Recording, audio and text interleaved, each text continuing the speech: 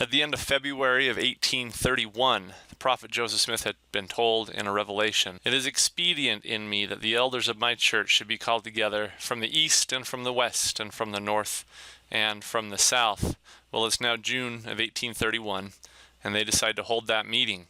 The elders have assembled in Kirtland, Ohio, and Joseph writes of those days. They held this conference for a few days, and he wrote, quote, "On the 6th of June, the elders from the various parts of the country where they were laboring came in, and the conference before appointed convened in Kirtland. And the Lord displayed his power to the most perfect satisfaction of the saints." And then note here, this part that's crossed out in his history, "in a manner that could not be mistaken.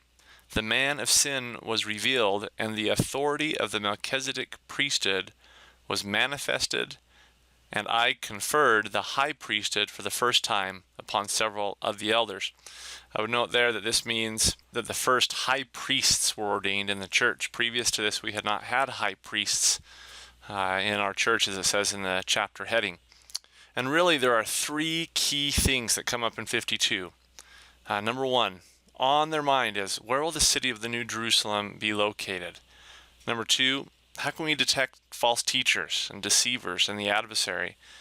Because that had come up in the conference, as you saw there, that Satan was detected. And number three, who should go to Missouri? Because that's going to come up in the Revelation. Well, let's talk about number one. Where will the city of the New Jerusalem be located? As you know from Joseph Smith's translation of the Book of Mormon, there was this discussion of a new Jerusalem, a new city to be built. And look here in verse 6, "And that a new Jerusalem should be built up in this land, upon the land of the Americas, by the seed of Joseph. And this remnant of the house of Joseph will be built upon this land, the Americas, and it will be a land of their inheritance. And they shall build up a holy city unto the Lord, like unto the Jerusalem of old." Joseph was anticipating from the Lord direction on where to build the city of New Jerusalem. Should it be in Kirtland? Or where should it be? And in section 52, the Lord's going to speak to that concept very first. Notice what he tells them first. Hold another conference, the next conference, and hold it in Missouri. And then look what he says. "This is the land that I will consecrate unto my people, which are a remnant of Jacob." Meaning he's referencing this is the land where we're going to build the holy city.